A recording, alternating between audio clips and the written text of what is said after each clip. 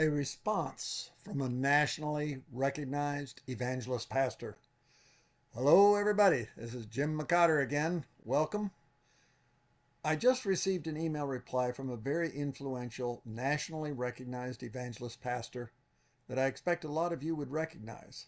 Like many evangelicals, for years he never saw Jesus' Great Commission relevant to a civil mandate and the gospel. It's a humble spiritual leader who is still a disciple, i.e., a student and learner. His email blessed me, and I also thought was very interesting, and you would enjoy seeing it as well.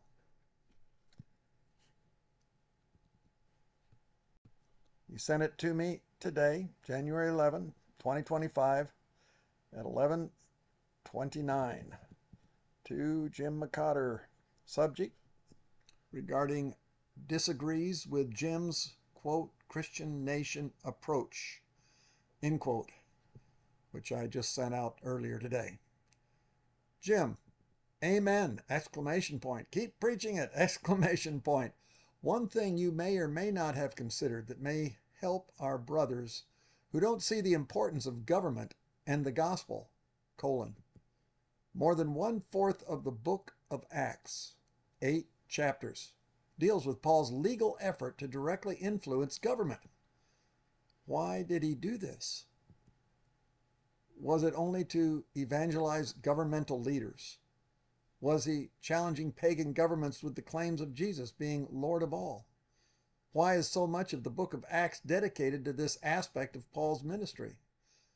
Why did Paul continue on with the legal appeals, taking him all the way to Rome when lesser authorities would have released him and declared him not guilty?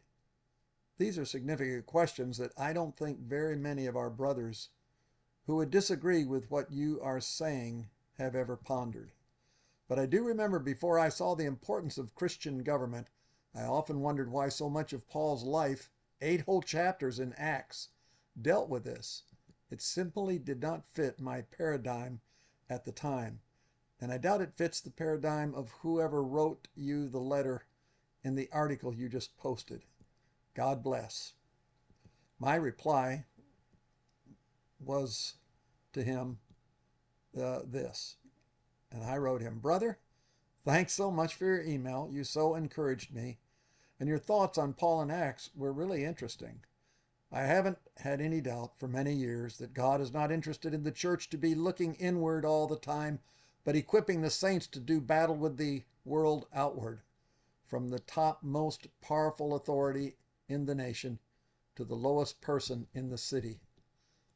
What makes me sad, if Christians saw and obeyed Jesus' civil mandate, they could take this nation over so easily in one election cycle, then declare Jesus as king, his law as civil law, and Paul's prayer answered, Christians viewed with dignity, 1 Timothy 2:2, and the Lord's message spread rapidly and be honored everywhere it goes, 2 Thessalonians 3:1, and millions more saved.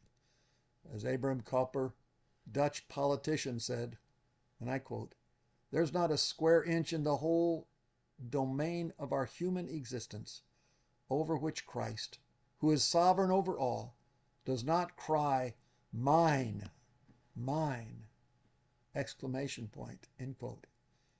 United for his fight, Jim.